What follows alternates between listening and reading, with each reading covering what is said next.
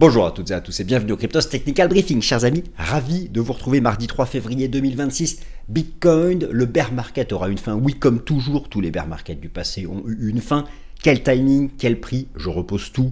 Alors que le cours du Bitcoin, alors pour certains, il serait déjà rentré en zone de dessert. Vous savez, cette période où on peut commencer à re-rentrer progressivement lorsqu'on envisage que nous ne sommes pas loin d'un range de bottomisation. Alors, ce range de bottomisation, on le situe quoi? Allez, borne basse 50-55 000 dollars, borne haute 70-75 000 dollars, cette bande de prix dans laquelle on se positionne en 2026 pour viser 200 000 dollars d'ici les 2 prochaines années. Oui, ça peut tenir la route, cette bande de prix 55-75 000 dollars. Et sur ETH, 1500-2500 dollars. C'est assez large, oui, certes, oui, mais bon, à terme, ça vous donne un bon prix moyen d'entrée. Alors on va parler de tout ça, alors que l'or et l'argent se sont pris une claque à la Will Smith. Ça fait du bien, ça fait plaisir. Enfin, plaisir. Ah oui, l'or et l'argent nous a sorti d'essence à moins 30 quand même, moins 30 vendredi. Même Bitcoin n'a pas fait ça. Non, mais même lui, il est à moins 40 depuis son record à 126 000 dollars, son top de cycle du siècle dernier. Il n'a jamais fait moins 30 en une séance. Jamais. Même ETH ne fait pas moins 30 en une séance. Les ratios Bitcoin Gold et Bitcoin Silver sont en phase de bottomisation sur les supports majeurs. La rotation va commencer tranquillement. Alors, j'ai envie de parler de plein de choses. Ah, attention, je ne dis pas que Bitcoin a fait son bottom. Je dis, nous avons fait une grosse partie du chemin. Nous n'allons pas répéter, je vous le dis, et je le répète, alors qu'il est complètement étonnant, effectivement, que nous ayons répété là, quasiment à la structure près, à la séance près, au timing près, le bear market de 2022. Là, les 4 premiers mois, on répète, on fait pareil. Les mêmes étapes techniques, les machins. Mais jamais Bitcoin n'a eu le même graphique. Nous n'allons pas répéter jusqu'au bout. Et nous approchons du point où nous allons cesser de répéter. Alors, je ne dis pas que ça veut dire que le bear market s'arrête. Si on va au bout du bout, le timing, vous savez, c'est septembre prochain. Pour le timing final. Mais la structure sera différente. Et moi, je vous le dis, bottom, on va le faire avant septembre 2026. On va le faire avant septembre 2026. Pour plein de raisons que je vais reprendre avec vous. Donc moi, je vous le dis tout de suite. Alors, je vais parler des fondamentaux, tout ça. Hein, là, j'ai commencé l'intro sur ça. Mais moi, je vous le dis, bottom Bitcoin va se faire entre 55 000 dollars et les 75K. Voilà. Alors, pour l'instant, je vous donne cette grosse fourchette de 20K. C'est comme la fourchette 1500, 2500 sur ETH. Alors, quel sera le bottom final? Quel timing précis? Ça, on va l'ajuster ces prochaines semaines. Enfin, ces prochains mois peut-être. Mais finalement, une bonne partie du chemin a été fait. Nous sommes entrés là dans les zones. Il y a le début de la rotation vis-à-vis des métaux précieux, alors d'un point de vue relatif, hein, mais les deux peuvent baisser, mais nous, a priori, on passera moins vite maintenant. Si tout ça baisse avec un rebond du dollar, par exemple. Moi, je vois, c'est pas que je vois comme ça, illumination, non. J'ai des choses concrètes, des fondamentaux positifs qui vont arriver. Et qui vont arriver avant septembre prochain. Avant septembre prochain. Rappelez-vous, le sommet cycle, le cycle du bullrun précédent, on n'a pas du tout fait les mêmes métriques que les bullruns précédents. Il n'y a pas eu le blow-off top, il y a plein de choses, il y a eu beaucoup de choses très différentes. Notre bear aussi le sera. Où tout le monde attend un bear à moins 70%. Je vous dis, on l'aura pas. Il n'y aura pas moins 70%. Il n'y aura pas. Parce qu'il n'y a pas eu le blow-off top. Là, on est à moins 40 déjà. Il n'y aura pas moins 70, on a déjà fait moins 40, c'est-à-dire quoi? Ça s'arrête à moins 50, moins 55? Certains, les plus optimistes, vous disent ça y est, on s'arrête maintenant. Moi, je me dis quand même qu'il faudrait retester l'ex-ATH, 69K. Moi, j'ai toujours visualisé la bande. Alors là, je l'ai élargi, hein, parce que bon, à un moment ou à un autre, il ne faut pas prendre trop de risques non plus. Je vous dis 50, 75. Moi, j'ai toujours vu la bande 60, 70. Bon, on n'est pas si loin. On n'est pas si loin. Nous ne sommes pas si loin. Nous ne sommes pas si loin. Alors, beaucoup de choses dans cette nouvelle édition du CTB. Qu'est-ce qu'on fait? Oui, je deviens, alors je suis à la fois astigmate, presbyte et myope. Bah, j'étais myope à la base. J'ai eu une petite myopie qui a régressé, les petites myopies régressent. Et maintenant, je commence à être un peu astigmate. Non, je vois quand même. Alors, première partie, les fondamentaux. Alors là, je parle pas géopolitique, les stats de la semaine, l'emploi US, patati patata. Ça, on a compris, ça peut péter chaque jour ou ne pas péter, on ne sait pas. Par contre, j'ai des fondamentaux sur lesquels je me projette ces prochains mois, qui concernent l'écosystème crypto, la réglementation, la régulation, c'est majeur ça pour l'arrivée institutionnelle, la convergence banque-acteurs crypto, le Clarity Act, tout ça arrive. Bref, et j'ai d'autres choses à vous montrer, des fondamentaux qui vont aider à créer le bottom du bear. Des fondamentaux qui vont faire qu'il y aura un bottom à ce bear. Deuxième partie, S&P 500, Magnificent 7. On continue cette semaine avec les résultats trimestriels. Le SP500, je refais sa situation technique. Le secteur de la tech aussi, parce que ça compte dans tous les cas. Troisième partie, Bitcoin, qui jusqu'à présent a répété de manière quasi parfaite le bear market de 2022. Ce schéma, cette répétition ne va pas durer. La forme va être différente, le timing sera différent, le retracement sera différent. Donc, je reprends tout ça avec vous, je vous donnerai donc moi mon scénario, mais la répétition, et justement, à partir du moment où ça devient consensuel, que tout le monde s'y installe, que tout le monde fait la comparaison, on va la quitter, la comparaison. On va la quitter. Même si on fait le 3 temps. D'ailleurs, là, on est dans le 3e temps, ça y est. On est dans la vaxée. Maintenant, c'est la question combien de temps elle dure. Mais on est dedans, ça y est, on est dedans. On est dedans. C'est intéressant, on a déjà fait beaucoup de parties du chemin, c'est cool.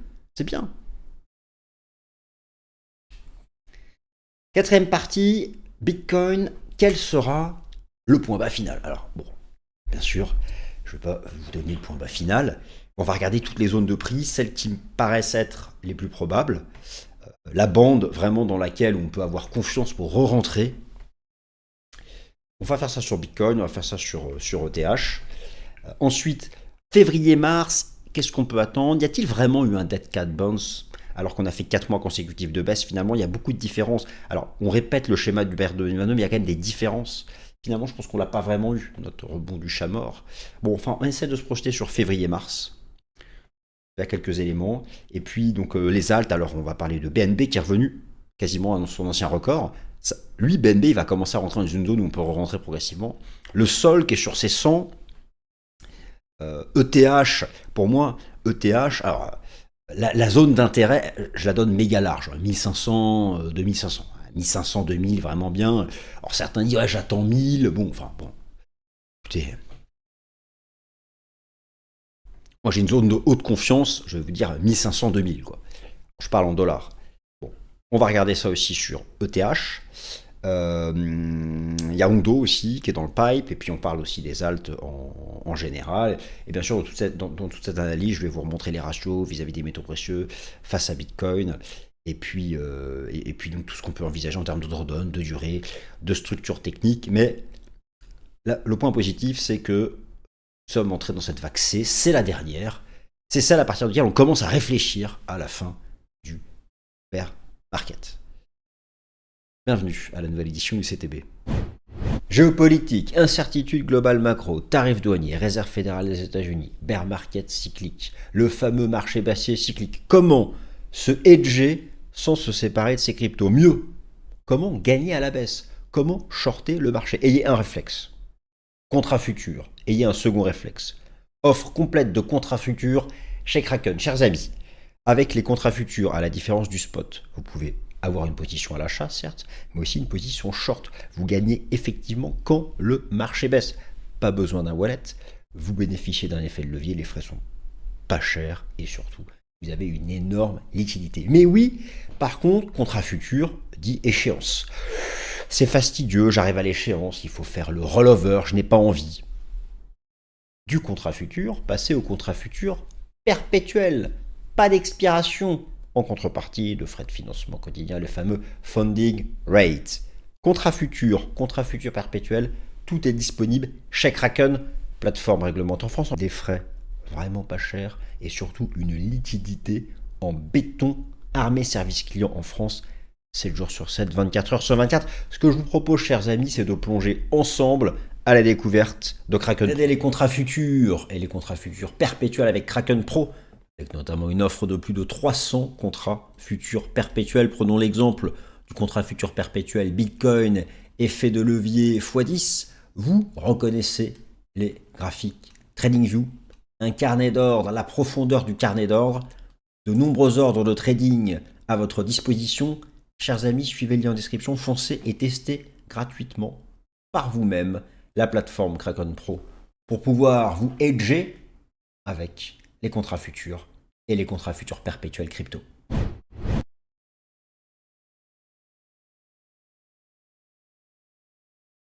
Allez, c'est parti les amis, je commence par des fondamentaux qui me font dire que oui, ce bear market, comme tous les bear markets, aura une fin et il sera même probablement plus court que les bear markets précédents et son amplitude ne sera pas aussi ravageuse que les bear markets précédents. La partie technique arrive, je commence par quelques fondamentaux. Alors déjà, vous l'avez sous les yeux, Kevin Warsh, le prochain patron de la Fed.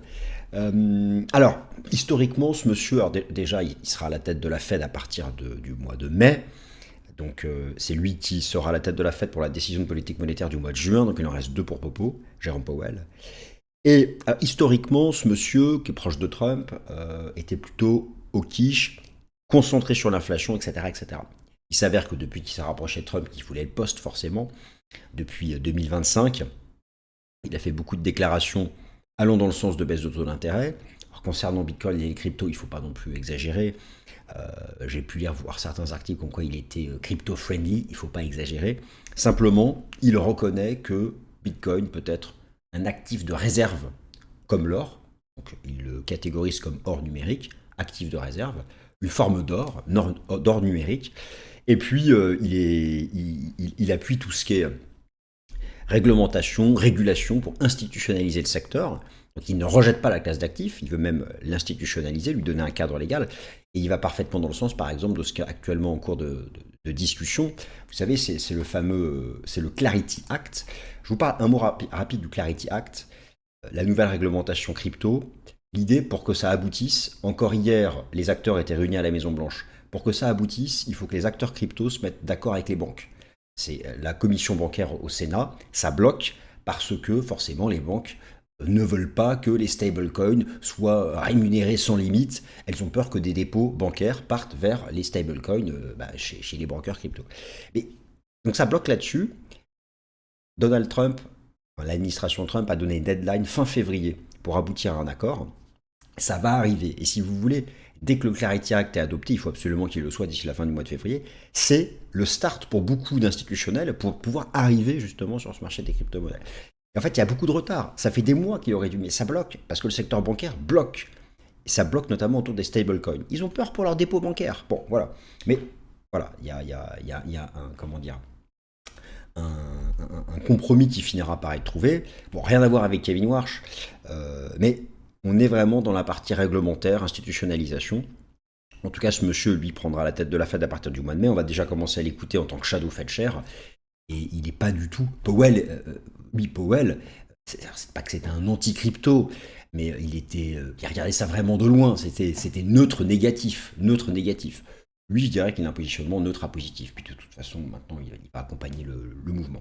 Donc, ça, c'est un premier sujet. Alors, forcément, le marché n'attend pas de baisse de taux avant le 17 juin. 17 juin qui sera donc la première décision de politique monétaire où Kevin Warsh, on peut déjà l'appeler Kevinou, et Popo ne sera plus à la tête de la Fed. Les choses peuvent bouger d'ici là pour un certain nombre de raisons. Alors, rapidement, le shutdown, donc nous sommes en shutdown depuis samedi, il ne va pas durer, il va probablement se terminer aujourd'hui, demain ou après-demain, grand max, puisqu'un accord a été trouvé au Sénat. Et c'est simplement en fait des délais légaux pour que ce soit adopté aussi par la Chambre des représentants. Donc cette histoire de shutdown, sauf mauvaise surprise, dans 3 jours on n'en parle plus. Ça c'est une première chose.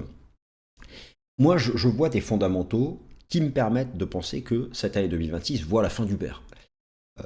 Et je pense qu'il ne faudra pas attendre septembre pour avoir le bottom. D'ailleurs, vous prenez le bear market, si vous prenez le bear market, l'ancien de 2022, en fait le vrai bottom avait été fait dès mai-juin. Et ensuite, ça avait latéralisé, il ne se passait plus rien. Et il y a eu la faillite d'FTX en novembre qui a créé un dernier creux. Mais c'était un choc exceptionnel avant que ça reparte. Mais en fait, la zone de bottomisation, elle commence bien avant le point de départ du rebond. Donc, pour moi, on va rentrer en bottomisation quelque part au début du printemps, au milieu du printemps. On va commencer à rentrer dans cette phase de latéralisation. Alors ça, c'est encore une fois, c'est si on répète le schéma. C'est-à-dire que certains pensent que cette théorie du bear, qui là a été parfaitement respectée, on va dire les 40% du chemin, est tellement suivie qu'elle va finir par être cassée. Bon, ok, on va regarder ça. Bon, sur les fondamentaux, je regarde en février cette histoire de Clarity Act. Hier, il n'y a pas de consensus qui a été trouvé à la Maison-Blanche, mais ça pousse. Et il faut que ce soit. Il y a une deadline, il y a un ultimatum, façon de parler, qui a été fixé pour fin février. Derrière, si franchement, si c'est enfin adopté, si le Clarity Act est enfin adopté, vous allez voir, les capitaux vont revenir sur les cryptos. Donc ça c'est quelque chose qui pour moi qui est très positif et qui arrive sur les fondamentaux et qui nous assure, ça nous permettra de passer sur plusieurs années. Ce Clarity Act, c'est ce qui nous permet d'avoir les 200K d'ici 3-4 ans. Voilà, alors qu'avant, qu'on soit obligé de repasser par 50, 55, c'est quoi la différence en fait? Quelle est la différence de devoir repasser par 75, 70, 65, 60, 55? Et au final, quand on vise 200 et au-delà, j'irais pas jusqu'à dire, alors est-ce qu'on peut dire qu'on est déjà entré en zone de DCA? Peut-être au tout début. En tout cas, il faut commencer. Moi je suis optimiste. Vous savez, Kevin Warsh, l'ami Warsh, il va bénéficier d'un régime d'inflation 1000 fois plus favorable. Alors là, me direz-vous, je comprends pas, je regarde les dernières mises à jour de l'inflation, on est toujours entre 2,5 et 2,8. Oui, c'est vrai. Sauf que ce sont des chiffres en retard. Nous n'avons encore aucune donnée d'inflation officielle de cette année.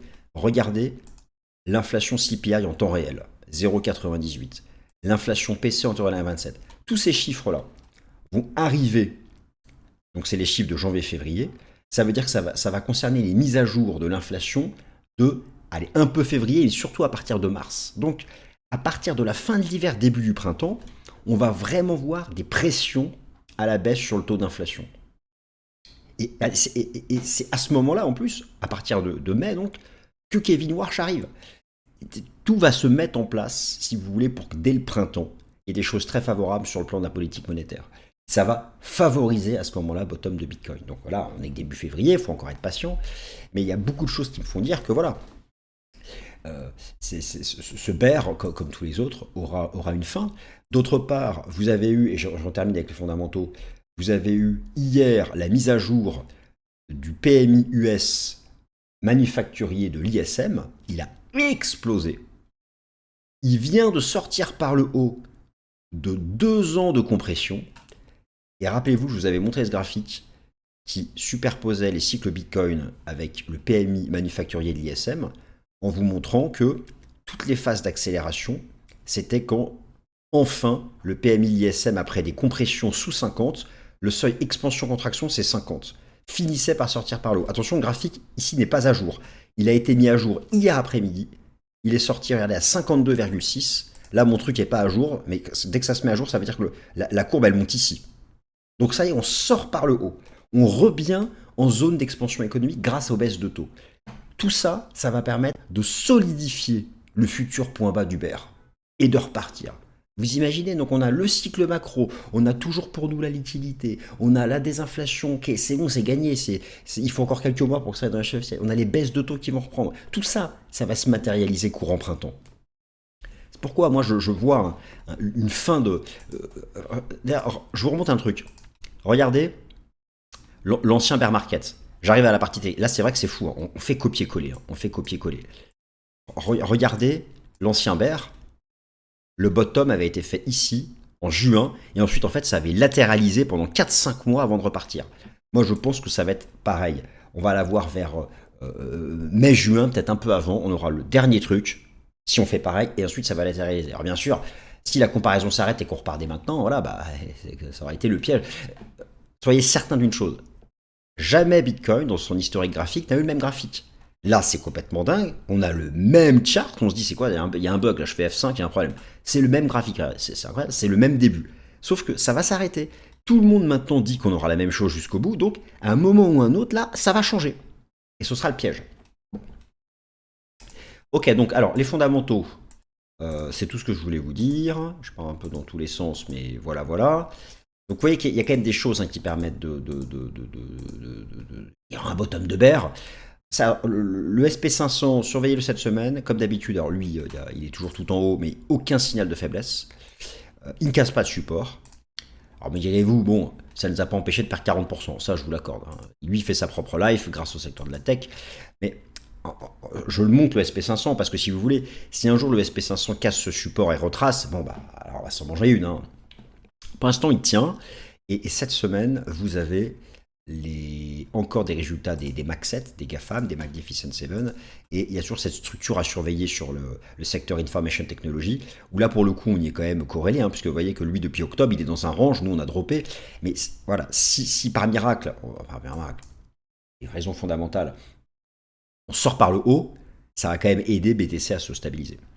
Voilà, donc ça, petite parenthèse, c'est un truc à surveiller cette semaine. Bon allez, on arrive à Bitcoin parce qu'on s'en fout des SP500. Alors, ok. Donc, la répétition ne va pas durer jusqu'à la fin du bear. La répétition de 2022 ne va pas durer. Déjà, regardez, j'ai fait un truc marrant. Donc là, regardez, j'ai fait copier-coller de ça. Donc j'ai pris l'ancien bear et je le mets à côté de nous. Alors, on fait pareil. Je le mets à côté de nous. C'est drôle. Qu'est-ce qu'on se marre? C'est drôle. Donc, vous voyez, ça, c'était la jambe A de l'ancien bear. Donc, c'est là, hein, mais regardez plus à gauche, regardez ici, je l'ai mis. La jambe A de l'ancien bear. Vous avez les mêmes moyennes mobiles, hein, regardez, elles sont là, elles sont là, elles sont là. La jambe A, la B, la C, latéralisation interpartie. Là, on a la A, la A, la A, la A, la B, la B, la B, la B, la C, indiquée par la cassure de la moyenne mobile en vert, qui est ici la 100 semaines. Comme ici, cassure. Donc, en fait, là, on serait là, vous voyez on est à... Donc, si la répétition est bluffante, donc on sera à peu près ici. Donc vous voyez que on a fait une bonne partie du chemin. Encore une fois, ça c'est la théorie du cycle de 4 ans, c'est la théorie on répète. On serait déjà ici. Et le bottom s'était fait un peu en dessous la 200 semaines. La 200 semaines, elle est là, donc elle va continuer de remonter. Elle va continuer de remonter, mais concrètement, ça veut dire que, voilà, si on fait pareil, on va bottomiser par là. Donc, on va bottomiser entre les 58 et les 70, bottomiser, latéraliser et repartir à 200K. Ça, c'est si on fait le même marché baissier que le précédent. Sauf que dans son histoire, Bitcoin n'a jamais fait le même que le précédent. Et donc, pour moi, maintenant, le piège est là. C'est que là, tout le monde se dit, bah, c'est évident, on fait pareil. Mais donc, on ne fera plus pareil. Soyez-en convaincus. On ne fera plus pareil. Alors, on ira peut-être chercher la zone de prix, mais dans une structure de prix différente. Et puis peut-être qu'on n'ira pas chercher la zone de prix. Je vous rappelle que Bitcoin. Alors, déjà, rapidement, où est-ce qu'on est? Où est-ce qu'on est? Là, c'est l'historique du cycle de 4 ans. L'historique du cycle de 4 ans, Bitcoin faisait à peu près son top 80 semaines après le halving. Entrée en phase de fin de bear autour de 130 semaines, 135 semaines après le halving. 80 semaines après le halving, 135, 80, 135, incroyable, on a refait 80. Le top, c'était à peu près 80 semaines après le halving, incroyable, bon bah du coup, on se dit, ça va bottomiser vers 130, 135, donc ouais, c'est septembre. Ok, donc ça, effectivement. Alors attention, oui, mais la structure ne sera pas la même. Imaginez un scénario, par exemple, on resterait latéral. Jusqu'à septembre, on resterait entre 70 et 100. Un truc comme ça, flat. Je vous rappelle que ici, nous, on n'a pas eu de blow-off top. Tous les précédents ont eu des phases de folie pour terminer. Nous, on n'a pas eu cette phase de folie. Le drawdown des anciens bears, il était massif. Moins 80, machin, moins 75. Là, on est à moins 40. On est à moins 40. Bitcoin a fait moins 40 depuis son record, moins 40%. On est revenu à peu de choses près au niveau de la victoire de Trump. Voilà, c'était les 74-75K. Donc vous avez l'ancien record 69K et ici 73. Bon, là, il a fait moins 40. Tous ces drawdowns d'anciens bears là, c'était parce qu'ils avaient eu une envolée de folie au Q4 de la dernière année du bull. Nous, on l'a pas eu. Donc oui, on va avoir un drawdown, on l'a déjà. Mais on n'ira pas chercher cette zone-là, c'est ma conviction. Le drawdown s'arrêtera avant et le piège sera là. Le piège est de croire qu'on ira à moins 70. Là, on a déjà fait moins 40. Moi, je vois grand max, moins 55, moins 60. Donc vous voyez, au final, je pense que... alors, je peux pas dire ça y est, on est déjà rentré en zone de DCA, j'en sais rien. J'en sais rien. Il manque probablement, si vous voulez, si par exemple là on était déjà par là, si on avait fait un dernier drop, si on avait, moi ce que j'aimerais c'est quand même qu'on reteste l'ancien record historique, 69K. Vous voyez qu'on a cherché par là et qu'on commence à stabiliser, que ça reparte. Mais au final, bon, ouais, c'est le bottom, il va se faire, vous voyez, il va se faire là-dedans. Je vous montre la zone, il va se faire là-dedans. Il se fait là. Dans ce gros pâté, la trendline, la moyenne mobile, les retracements, ça va se faire là-dedans avant de repartir. Donc on n'est plus si loin, nous ne sommes plus si loin. Donc je vous ai dit 58, 75. Alors je mets 75 hein, parce que là on a déjà fait 74,8. Ça y est, c'est fini. C'est bon. Non, non. Donc alors, voilà. Alors, le Power Law modèle qui est assez incroyable. Vous savez, la partie haute, on ira la chercher. On ne l'a pas fait sur ce cycle, on le fera sur le prochain. Là, pareil, c'est statistique. C'est statistique. Ça donne une zone basse statistique au prix actuel. Hein. Grand max 53, ça donne l'intervalle de bottom, lui, au prix actuel, nous le donne entre les 53 et les 70. Tout donne cette zone. Tout donne cette zone. Entre les 53, donc, cet intervalle, en fait, 55-70. Donc, ça n'est plus très loin. Le RSI est même entré en zone de survente. On est dans les zones vraiment de... Vous voyez qu'on est dans les zones proches des fins des anciens bears. Alors maintenant, est-ce que le piège, c'est ça?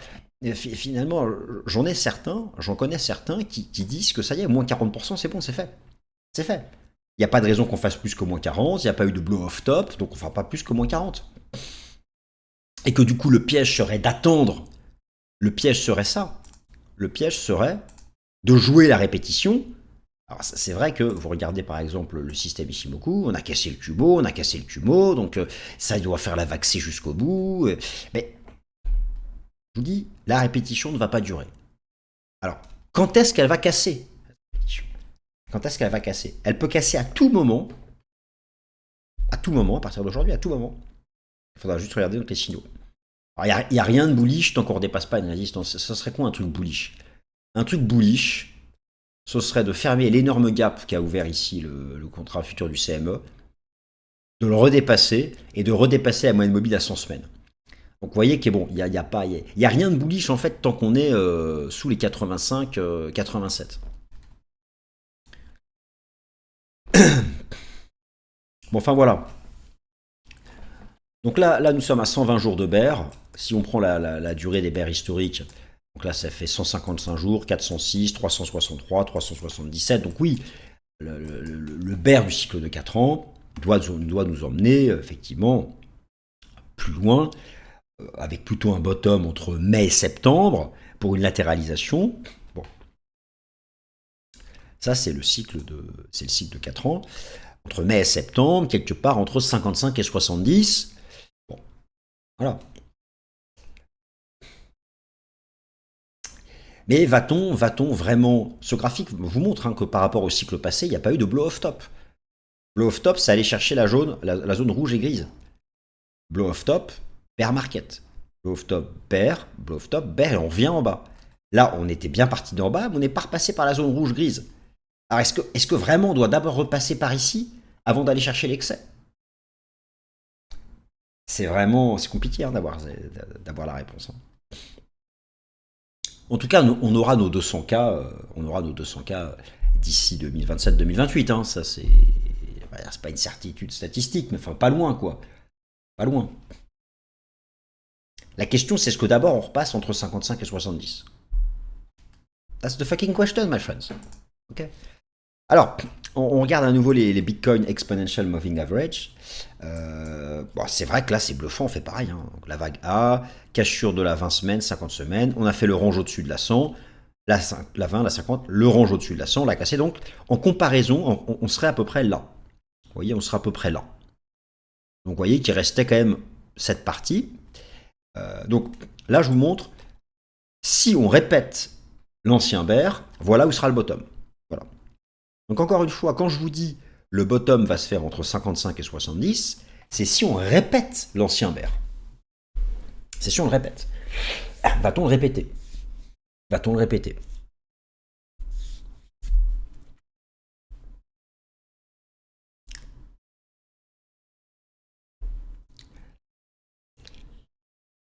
Voilà, donc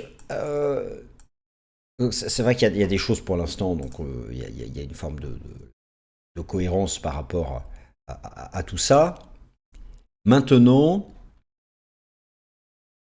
je pense que ce bear sera plus court, pour des raisons fondamentales dont je vous ai parlé, l'inflation, les baisses de taux, etc., le cycle économique, des choses qui vont se matérialiser plus tôt que septembre, qui vont arriver en soutien. Et puis j'ai aussi des zones de fin de bear potentielles sur le rapport relatif entre Bitcoin et les métaux précieux. Notamment le ratio Bitcoin-Gold. Alors ça ressemble au graphique du Bitcoin, mais pas tout à fait. C'est Bitcoin sur l'or. L'ancien bear, donc vous avez le bear ici, il va durer 59 semaines. Ici, 59 semaines. Nous sommes entrés dans la 59e semaine. Le bear market Bitcoin face à l'or avait retracé un peu en dessous de 78,6 de tout ça, 59 semaines. On vient de retracer 78,6 de tout ça, 59 semaines. Donc en fait, potentiellement, Bitcoin Gold et Bitcoin Silver sont déjà entrés en zone de bottomisation. Ça ne veut pas dire qu'ils vont repartir pleine balle à la hausse. Attention, regardez, on peut faire un range, ça peut latéraliser un certain temps. Mais ils sont déjà, eux, ils ont fait quasiment la totalité du chemin. Ils vont rentrer dans cette zone de stabilisation, zone basse. Donc, ça me fait dire, ça fait partie des arguments qui me font dire qu'on va avoir quelque chose de plus court que ce qu'attend la majorité. Alors, là, je vous montre vraiment le scénario le plus court imaginable, le plus court possible. J'ai attrapé les cours de clôture. Ici, j'ai bien attrapé les 2 cours de clôture. Là, c'est le scénario le plus optimiste. C'est-à-dire qu'en fait, ce serait déjà fini. On aurait fait moins 40, c'est fini. Pas de raison de faire plus. On aurait fait moins 40. On aurait fait moins 40. On a fait le pullback sur cette énorme structure. Tout le monde joue la répétition A, B, C. A, B, C. En fait, on s'arrête là, ça repart. Et là, ça aurait été le piège de ouf. Le piège de la répétition. Alors ça, c'est vraiment un coup de dé, un coup de chance. Hein. Vous voyez bien que si on pète ce niveau, on rentre dans cette fameuse zone dont je vous parlais, 55-70. Donc c'est vrai, tout pointe, si on regarde juste des arguments d'analyse technique, je lis tout le reste, hein, les fondamentaux, les machins, les trucs, tout pointe pour un bottom par là. Voilà, tout pointe pour un bottom par ici, et un redémarrage, et on repart. Il y a à peu près la même zone sur OTA, je vais vous la montrer. 55-70 Bitcoin. Et sur OTA, j'y arrive. Alors, février-mars, il y a des choses. Février-mars, il y a toujours le message ultra positif de la liquidité projetée. Là, qui nous dit que entre 5-6 février et fin mars, ça a pumpé. Alors, ça a pumpé, peut-être pour un dead cat bounce, ou je sais pas, mais en tout cas, la liquidité va arriver en soutien, la liquidité projetée, de même que ce momentum, alors qu'elle était plutôt flat en fait depuis si un certain temps, et que Bitcoin a droppé. Là, il y a vraiment une phase de poussée, on va voir si ça a un impact ou pas. Je termine par... Il est où? Boum, boum, boum, boum, voilà, je retrouve plus mes graphiques. Je termine par... Alors, ETH, je vous expliquais que sur Bitcoin, la zone, c'est ça, voilà. Pour ETH, l'équivalent de la zone Bitcoin, c'est là. La zone, voilà, 1500, 2100. Donc là, c'est pareil, on n'est pas très loin. On n'est pas très loin. C'est la zone là où Si vous me demandez deux zones de DCA, deux zones où je peux commencer à rentrer, je sais pas, j'ai un capital, je l'avais récupéré, j'ai vendu mes trucs en octobre, ou je l'ai vendu en fin d'année dernière, j'ai récupéré un capital X, je le divise en 10 parts, et à partir du moment où ETH va rentrer dans la zone 1500-2000 et Bitcoin 55-70, mes 10 parts, je vais les remettre dans le marché, je divise par 10 et j'en mets une part toutes les 2 semaines par exemple. Une part toutes les 2 semaines, et je fais ça jusqu'à septembre. Ça peut être une façon intelligente de rentrer. Plutôt que se dire j'attends août, j'attends mai, j'attends septembre. Non. Dès que je rentre dans ces bandes, j'ai mon capital, je l'ai divisé par 10 et je fous les 10 parts toutes les 2 semaines. Et comme ça, toutes les 2 semaines, je reconstruis ma position. Dans cette zone pour ETH, et dans cette zone pour ETH, dans la zone pour Bitcoin, je vous l'ai montré, vous prenez le BNB, regardez le jeton BNB qui est revenu à peu de choses près sur le record de l'ancien cycle. Alors, cours de clôture, c'est un peu plus bas, mais ça va être intéressant de voir est-ce qu'on arrive à se repositionner, à réagir sur le sommet de l'ancien cycle. Ça va être intéressant. Pour Solana, alors Solana, c'est cette zone ici, c'est la zone des 100. Hein. D'ailleurs, c'était, je crois que dans tout mon blabla des dernières semaines, j'arrêtais pas de dire, le seul niveau évident que je vois, c'est ce niveau-là sur Solana. Alors, bien sûr, il faut pas le casser. Je dirais que sur Solana, il n'y a plus tellement de marge, hein, parce que briser ça, on voit derrière le downside. Hein. Ça, c'est une zone importante sur laquelle on aimerait quand même voir une réaction du sol pour éviter de sortir par le bas de cette énorme compression. Et là, derrière, à scénario cataclysmique, derrière, bon, on revient à tester les 30. Si Solana va à 30, c'est que là, Bitcoin va aller chercher... oui, il va aller chercher ses 55, quoi. Donc on va voir. Ça, c'est la zone vraiment à tenir. C'est la zone importante à tenir. Ondo. Alors, Ondo, vous me l'avez demandé. On voit bien ici, il avait l'énorme épaule tête-épaule. On a cassé la ligne de coup. On revient ici dans cette zone basse. Simplement, voilà, je projette en échelle logarithmique la cible théorique de l'épaule tête-épaule. On a fait une première cible. La seule chose que je peux dire, il n'y a pas de signal. Oui, c'est survendu. Oui, ça commence à stabiliser, mais il n'y a aucun signal de force. Donc, entre 0,20 et 0,30, c'est pas déconnant de chercher à re-rentrer. Entre 0,20 et 0,30, c'est tout ce qu'on peut dire. Entre 0,20 et 0,30. Voilà, chers amis. Merci, j'espère que ça vous a plu. Bonne semaine à tous, salut.